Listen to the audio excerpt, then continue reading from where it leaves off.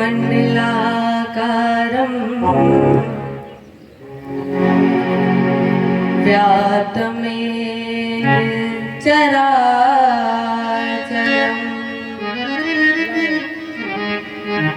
तत्पदं दर्शितमे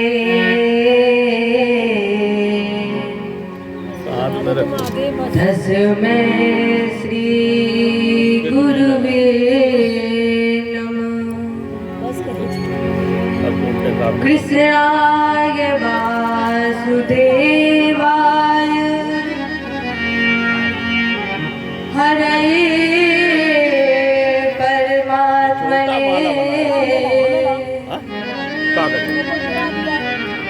प्रणतक्लेशनाशाय गोविन्दाय नमो नमः।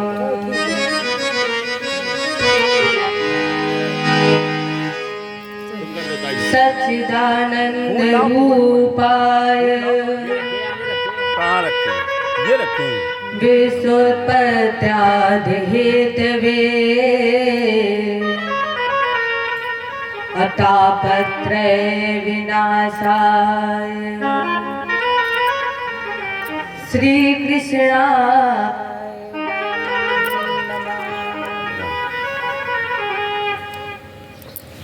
ब्रजे वसन्तं नवनीतचौरम् गोपाङ्गनानां चदकूलचौरम्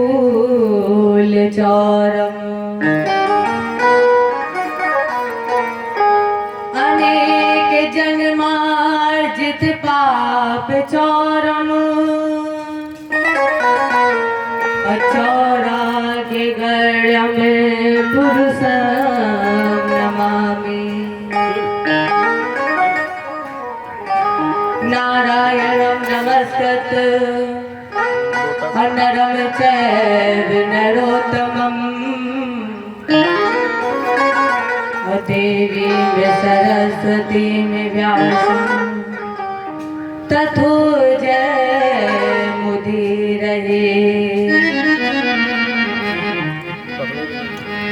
गिर को उठाय ब्रज गोपों को बचाए लीनो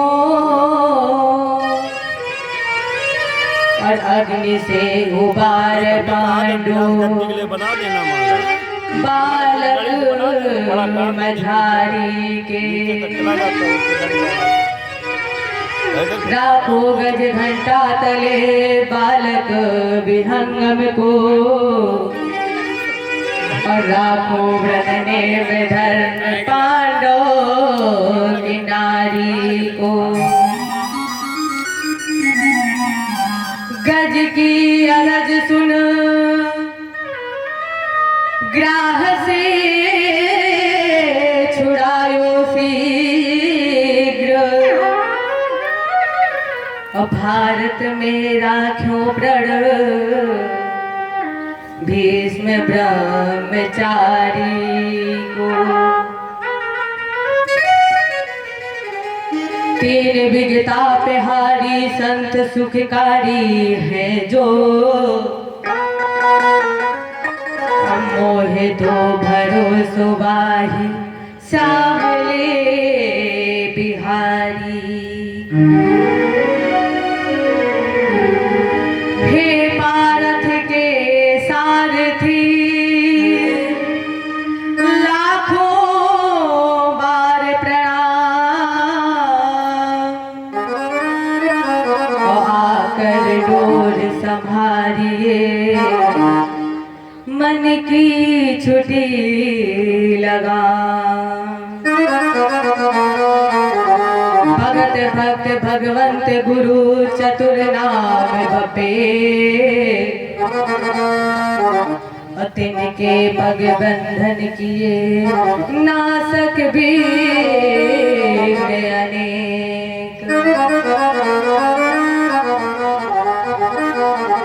करहूँ प्रणाम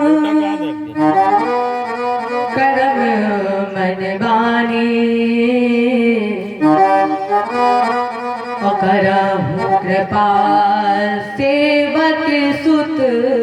जान।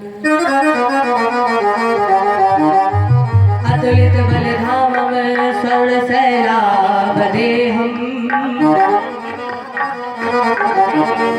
अतनुज बनो कृशानम ज्ञानिनाम विगण्यम्।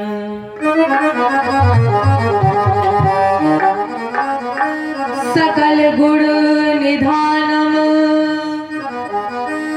वालिनारामधीशम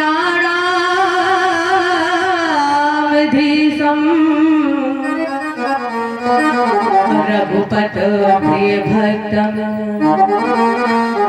बात जातम नमामि।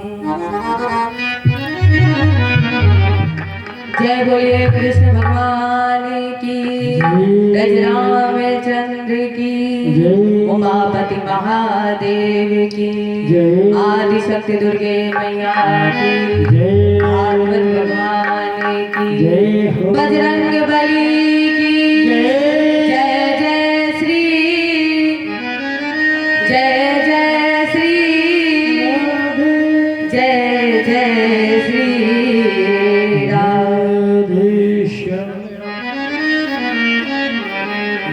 उपस्थित समस्त श्रद्धालु भक्तजन एवं करुणामयी माता है, इस व्यासपीठ से मेरा नमन स्वीकार करें।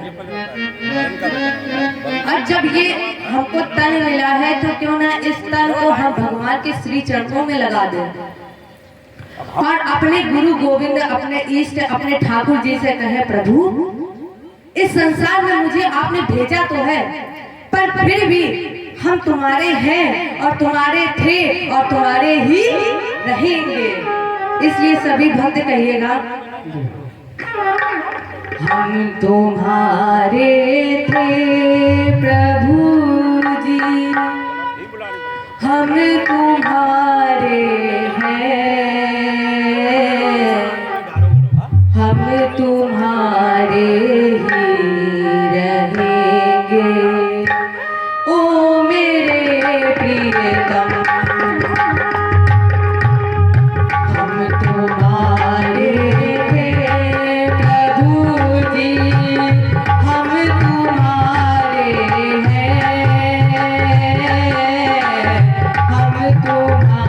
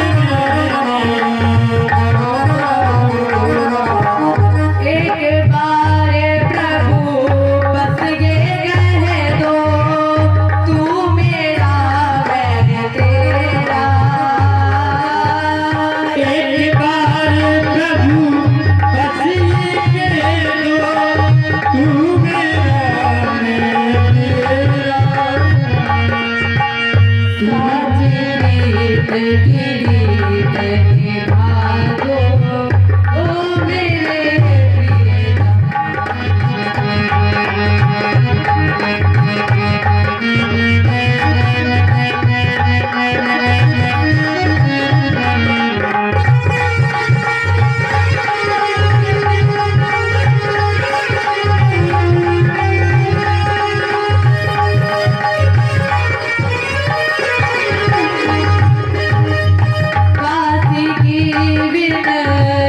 सुन लीजो ओ ब्रजराज दुलारे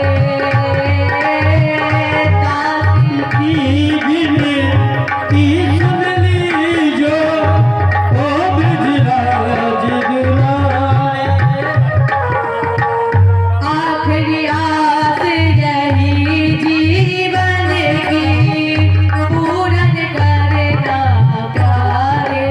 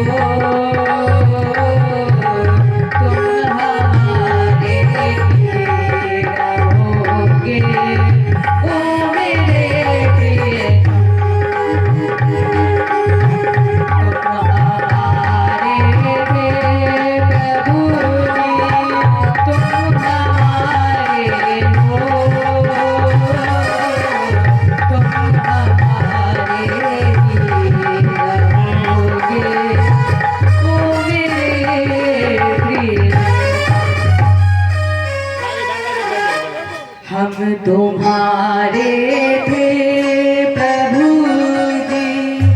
हे बिहारी, हे ठाकुर, हम जब से इस शरण में आए हैं आपकी, तब से आपके हैं, आपके थे और हमेशा आपके ही रहेंगे। परमहंस श्री सुखदेव जी के चरणों में कोटि सा नमन, नमस्कार और बहुत बहुत धन्यवाद कि इस वाणी से गाई हुई इस कथा को हमें आपको सुनने का गौरव प्राप्त हुआ। इसके बाद आधार बनाया गया नैमिष को। इस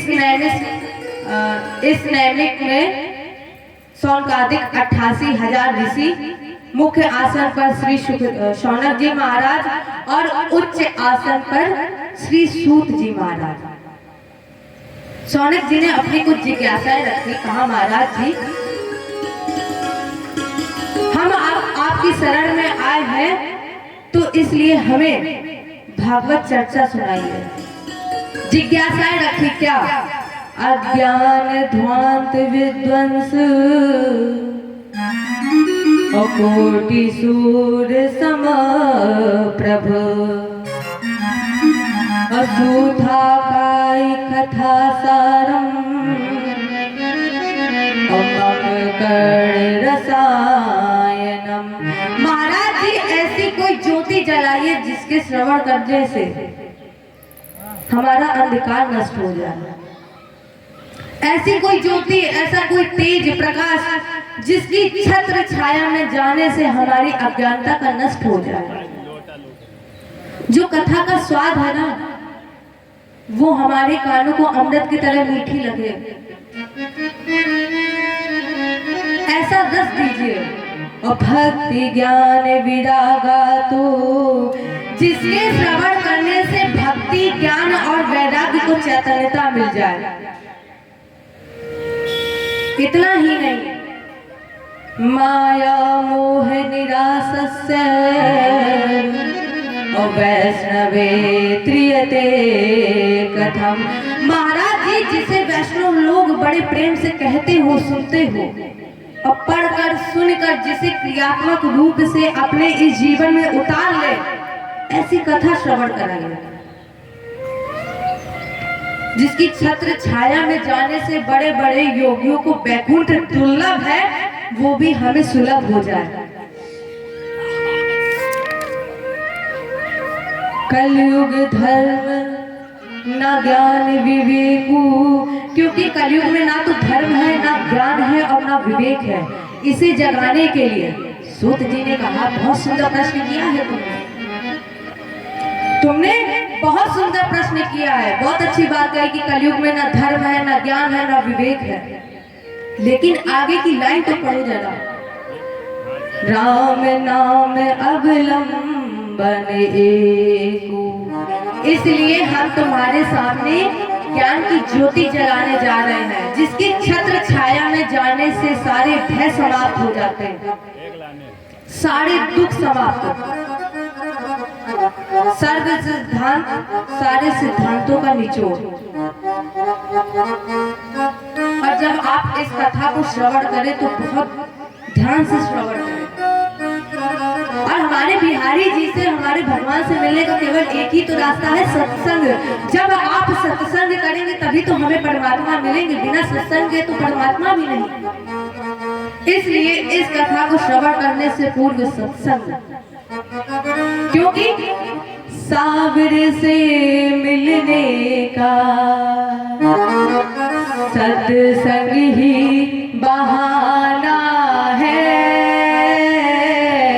सावर से मिलने का सत्संग ही बहाना है, सावर से मिलने का सत्संग ही बहाना है, सावर से मिलने का सत्संग ही बहाना है। मीरा को भगवान कब मिले? कलयुग में ही तो मिले। मीरा को भगवान कलयुग में ही मिले हैं, फिर भी लोग ये कहते हैं कि हमें भगवान नहीं मिलते। अरे मीरा की तरह पुकार करके तो देखो, भगवान ना आए तो कहता। किस तरह से मीरा ने पुकारा? मीरा पुकार रही, आओ मेरे गिरधारी। क्या मीरा के लिए ये समाज नहीं था? क्या मीरा के लिए ये लोग नहीं थे?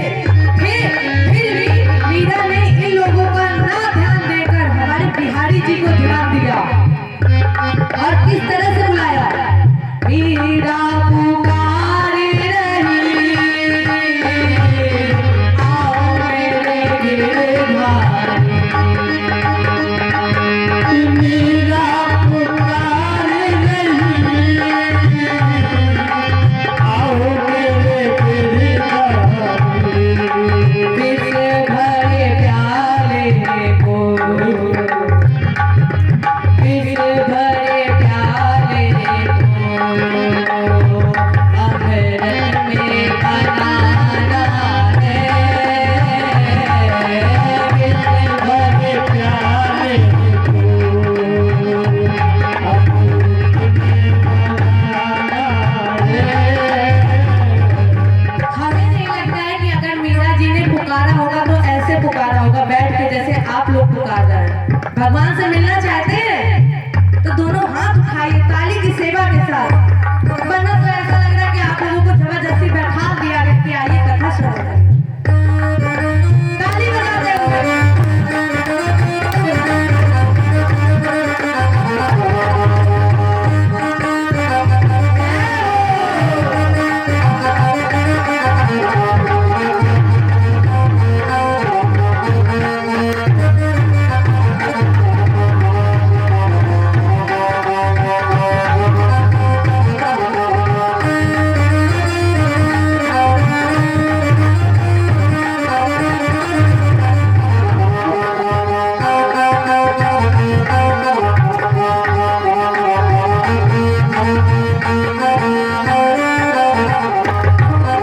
द्रौपदी पुकार रही,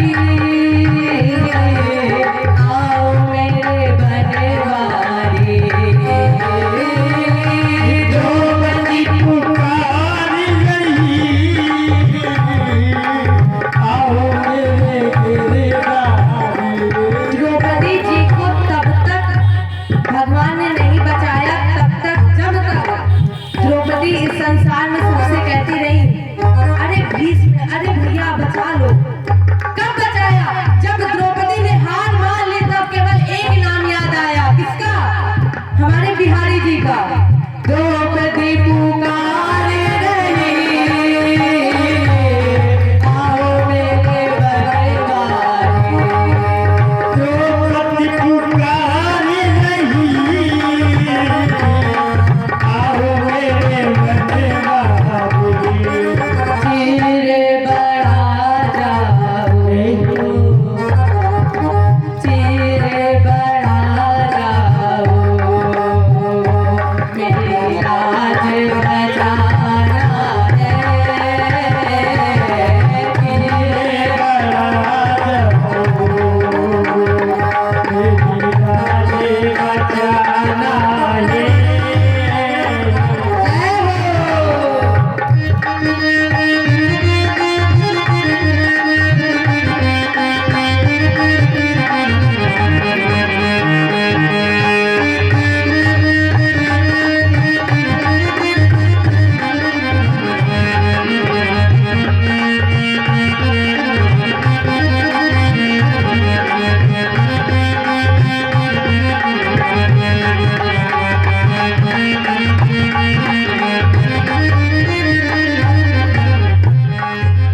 सबरी पुकारे रही,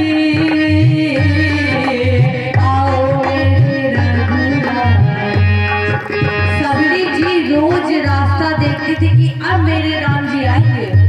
फूलों की रास्ता बिछा देती थी, फूल बिछा देती थी, इंतजार करती थी कि अब मेरे राम आएंगे।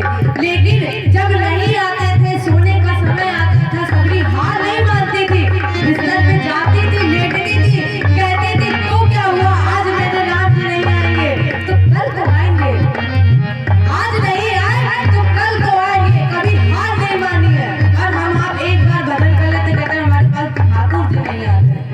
अरे सबरी की तरह एक बार राह तो देखो। सबरी पुकारे रही, आओ मेरे रघुराई। सबरी पुकारे रही, आओ मेरे रघुराई।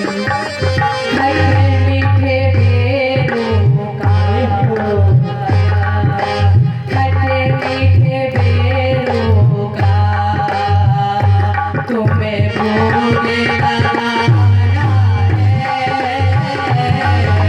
खट्टे मीठे बेरों का तुम्हें भोग लगाना है।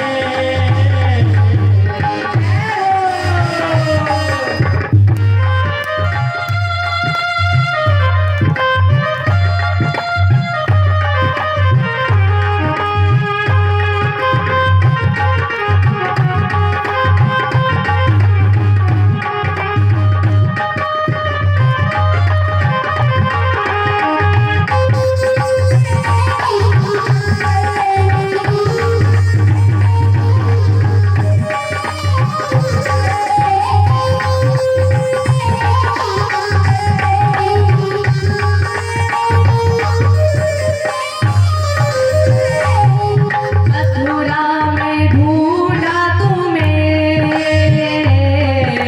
गोकुल में ढूंढा तुम्हें। कई संत महात्माओं को 22-22 साल लग जाते हैं परमात्मा को मिलने के लिए। कितनी अच्छी तरह से मीरा, द्रौपदी, सबरी ने पुकारा कि भगवान कलयुग में भी उन्हें दर्शन देने आ गए। आप जाकर के तो देखो, गोकुल में कितने संत बैठते हैं, बुलाते हैं, हे ठाकुर जी मुझे दर्शन दे दो आके। कहाँ कहाँ नहीं ढूंढा, मथुरा में ढूंढा तुम्हें, गोकुल में ढूंढा तुम्हें। और ठिकाना कहाँ? वृंदावन की गलियों में, वृंदावन की गलियों में मेरे श्याम का ठिकाना है। वृंदावन की गलियों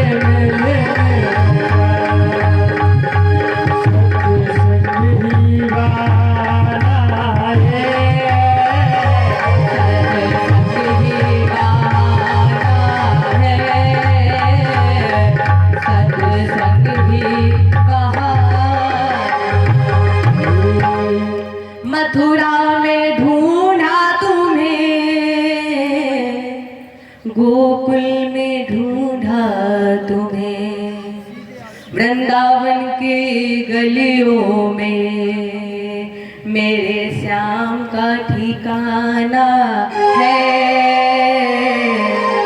वृंदावन की गलियों में। इसलिए हम आपको श्रवण कराने जा रहे हैं। ये कथा समस्त बीमारियों को दूर करने के लिए है। किसी भी प्रकार की बीमारी हो, इस भागवत कथा को श्रवण करके सारी बीमारियां दूर हो जाती हैं। क्योंकि भगवान की कथा से हमें आपको क्या मिलता है? प्रसाद। और जहाँ प्रसाद मिल जाए, जहाँ हमारे ठाकुर जी हो, वहां तो बीमारियां आती ही नहीं है, दूर ही चली जाती हैं। इसलिए हम आपको एक कथा श्रवण कराने जा रहे हैं। एक दिन नारद जी भ्रमण करते जा रहे थे, अज्ञान तीर्थों का दर्शन किया। अब ये भ्रमण करते करते पहुंचे वृंदावन में। इन्होंने वृंदावन में जैसे पहुंचे, एक विचित्र दृश्य, एक महिला वृद्ध बच्चों को दो लिए। अब नारद जी सोच रहे थे कि जा करके पूछे, देवी आप कौन है? लेकिन अब नारद जी ने सोचा कि ये माताएं यहाँ पर है, लोग क्या कहेंगे कि पता नहीं बाबा कैसे हैं पूछने। इसलिए ये जैसे ही जा रहे थे, उस देवी ने कहा, बाबा 1 मिनट रुक जाइए। नारद जी ने पूछा, देवी एक बात बताओ, आप हो कौन? कौन है आप?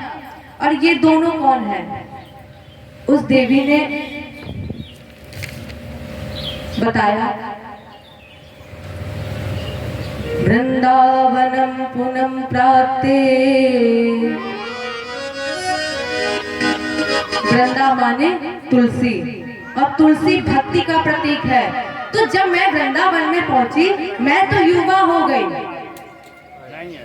मैं भक्ति, और गरुड़ देश में जन्म, बड़ी हुई कर्नाटक में। और ये जो आप दोनों वृद्ध अवस्था में, मृत अवस्था में आप देख रहे हैं ना, ये जो दोनों मृत हैं, ये मेरे 2 पुत्र हैं, ज्ञान और वैराग्य। और जैसे ही मैंने वृंदावन में पैर रखा, कदम रखा, मैं तो ईवा हो गई। लेकिन ये जो 2 पुत्र मृत पड़े हैं, ये ईवा नहीं हुए। नारद जी ने कहा, देवी आप चिंता मत करिए। देवी ने पूछा, फिर मैं क्या करूं? मेरे तो 2 पुत्र हैं, मृत पड़े हुए हैं। नारद जी ने कहा, देवी आप चिंता मत करिए, मेरे साथ एक काम करिए। क्या? श्री कृष्ण चरणाम भोजम और स्मरम दुखम गमिष्यति।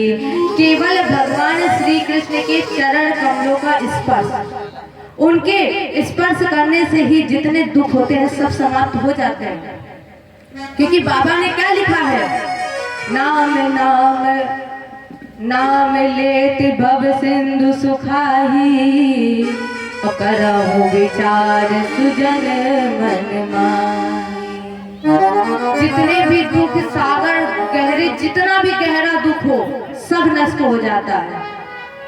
तो नारद जी ने ज्ञान और वैराग्य के काल में जितने भी उनके तार, बीड़ा के तार थे, सारे झुका दिए।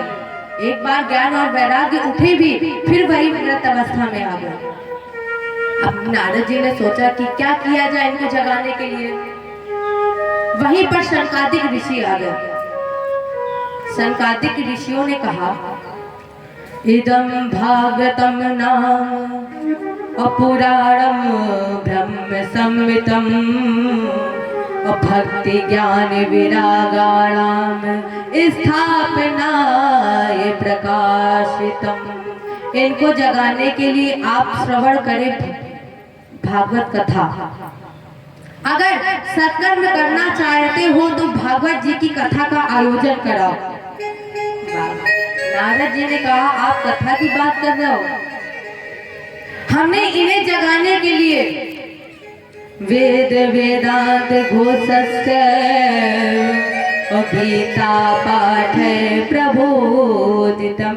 मैंने उन्हें जगाने के लिए वेद का उद्घोष किया, वेदांत श्रवण कराया, गीता का पाठ कराया, और आप कह रहे भागवत कथा श्रवण कराया। शनकादिक ऋषियों ने कहा, ये साधारण कथा नहीं है, इसको श्रवण करने से जितने दुख होंगे सब नष्ट होंगे। इसलिए इदं भागवतम नाम ये भागवत नाम का ग्रंथ स्वयं भगवान की वांगमय प्रतिमूर्ति, उनकी मूर्ति है। उसका उद्भव, उद्गम और विकास जग और भक्ति ज्ञान विरागारा, उसका उद्भव भी भक्ति ज्ञान वैराग्य को चेतन करने के लिए है। इसलिए एकदम इस भागवत जी की कथा सुनाओ। परिणाम स्वरूप गंगा द्वार समीपे तू अतट मानंद नाम कम। गंगा जी के किनारे आनंद नाम का तट। अब आपको मालूम है कि ये आनंद नाम का तट कहाँ है? हरिद्वार में। लेकिन विद्वानों ने हरिद्वार नहीं लिखा। क्यों? गंगा द्वार क्यों लिखा, हरिद्वार क्यों नहीं लिखा? अब बेटा व्यास जी ने कहा हरि माने विष्णु और हरि माने शंकर, माने शैव और वैष्णव के बीच में विवाद हो सकता था, इसलिए गंगा द्वार। इस आनंद नाम के तट पर संकादिक ऋषि शरद कुमार जी वक्ता बने और देवर्षि नारद जी श्रोता। कथा का आयोजन प्रारंभ हुआ। साप्ताहिक अनुष्ठान। अब इस अनुष्ठान में दो विशेष बातें हैं, मुख्य बातें हैं। पहली बात कि श्रोता कैसे आए, कौन से श्रोता आए। आजकल तो हम लोग भागवत का आयोजन कराते हैं तो 1 महीने पहले से ही पर्चा बांटने लगते हैं कि यहाँ पर कथा हो रही, सुनने आना। उस समय तो ये सब कोई व्यवस्था ही नहीं थी। जैसे ही कहा गया कि भागवत हमारे श्रोता आ जाते हैं। कैसे श्रोता है? सूत जी कह रहे हैं, यही तो श्रीमद् भागवत की कथा है। भृगुर वशिष्ठ चवनश गौतमो और मेवातिथिर देवल देवरातो राम कथा गाथुस सुतश शाकलो अम्रकंड पुत्रो त्रिज पितलादा। वो श्रोता कोई साधारण नहीं थे, हमारे जैसे लोभी, कामी, कपटी। फिर कैसे थे? बोले भृगु, वशिष्ठ, देव, चमन, गौतम, देवराज, इंद्र, वेद व्यास, नारद माने सर्वश्रेष्ठ संत। क्योंकि ये कथा साधारण नहीं है, इसलिए बड़े बड़े संत इस कथा को श्रवण करने आए। जैसे ही 7वें दिन कथा का विश्राम हुआ, महात्माओं एक आश्चर्य हो गया। क्या? बनमाली घनश्यामा पीतवासा मनोहरा और कांची कलाप रुचि रोलल सन्मुकुट कुंडला। जैसे ही 7वें दिन कथा का विश्राम हुआ, महात्माओं एक तेज पुण्य प्रकट हो गया। कोटि सूर्य समप्रभा। ऐसा तेज था जैसे लग रहा था कि उस तेज के मध्य में करोड़ों सूर्य। बड़ी विचित्र स्थिति थी और करोड़ों सूर्य के बीच में घनश्यामा श्याम वर्ण। ऐसा लग रहा था जैसे सूर्य के मध्य में चंद्रमा प्रकट हो गया। बड़े नेत्र की तरह श्याम। इतनी लंबी वैजंती माल थी कि भगवान के गले में जिसका ये निचले वाला सिरा था वो पैर के अंगूठे को छू रहा था। पीतवासा मनोहरा, जिनके कंधे पर पीतांबर लहरा रहा था, कानों में कुंडल बिजली की तरह चमक रहे थे। और आपने कभी पढ़ा होगा कि हमारे बिहारी जी का स्वरूप कैसा है, आपने सुना होगा, याद होगा आपको। नव कंज लोचन कंज मुख कर कंज पद कंजारो। हमारे ठाकुर जी का एक एक शरीर कमल की पंखुड़ी से भी ज्यादा नाजुक है। इसलिए शायद कुंती ने भी कहा, नमा पंकज नेत्राय। पंकज माने कमल, जिनकी आंखें कमल के समान है। एक एक अंग चतुर्भुजी के रूप में प्रकट हो गया। और जैसे ही हमारे बिहारी जी चतुर्भुजी रूप में प्रकट हुए, वही ज्ञान और वैराग्य नृत्य करने लगे। और नृत्य करते करते कहा, हे ठाकुर जी, प्रार्थना की, ठाकुर जी, महाराज जी, जीवन का मैंने सौंप दिया सब भार तुम्हारे हाथों में, जीवन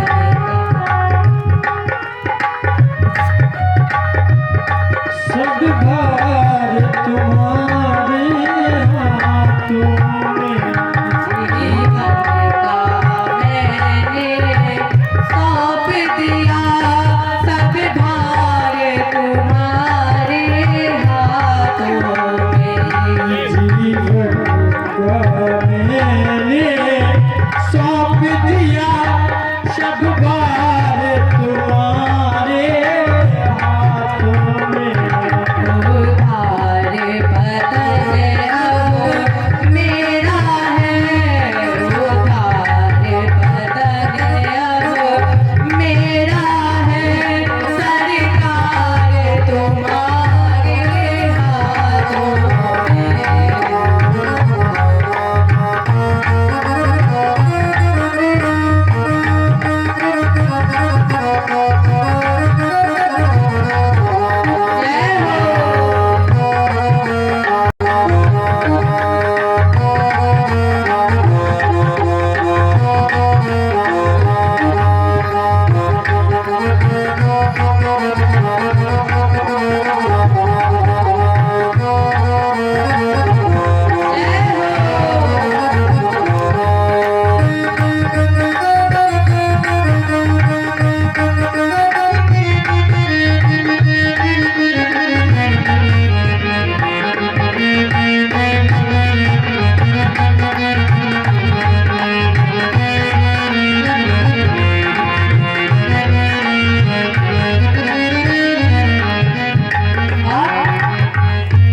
हम तुमको कभी नहीं भजते, हम तुमको कभी नहीं भजते। मेरे पास इतना समय नहीं है कि हम बैठकर आपका भजन करें, आपका स्मरण करें। फिर भी हम तुमको कभी नहीं भजते, हम तुमको कभी नहीं भजते, हम तुमको कभी नहीं भजते, हम तुमको कभी नहीं भजते। फिर भी तुम हमें नहीं भजते, फिर भी तुम हमें नहीं भजते। आपका है हमारे हाथों में, आपका है हमारे हाथों में, उपकार तुम्हारे हाथों में। तुम्हारे हाथों में, उपकार तुम्हारे हाथों में। जितने भी यहाँ भक्त हैं, जितने भी पाप किए हो, अगर वो इस पंडाल में बैठे हैं, चाहते हैं कि जितने पाप किए हैं सब दूर हो जाए। हम नहीं करेंगे, भागवत जी ने कहा है आप मेरी शरण में आइए, आपके सारे दुख नष्ट होंगे। जितने भी दुख है अगर वो दूर करना चाहते हैं, प्यारे दोनों हाथ उठा लीजिए, क्योंकि हमारे ठाकुर जी ऐसे नहीं दुख दूर करेंगे। दोनों हाथ उठा के हमें तुमको कभी नहीं भजते, हमें तुमको कभी नहीं भजते।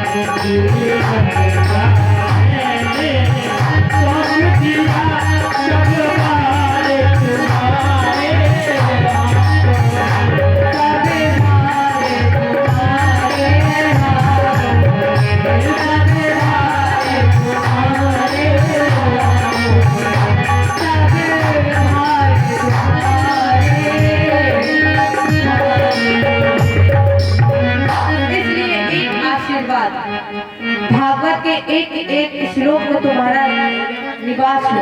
जहाँ भी आज के बाद भागवत जी की कथा का श्रवण कराया जाए, भागवत जी का गायन हो, उस पंडाल में भक्ति ज्ञान वैराग्य तुम्हारा नृत्य हो।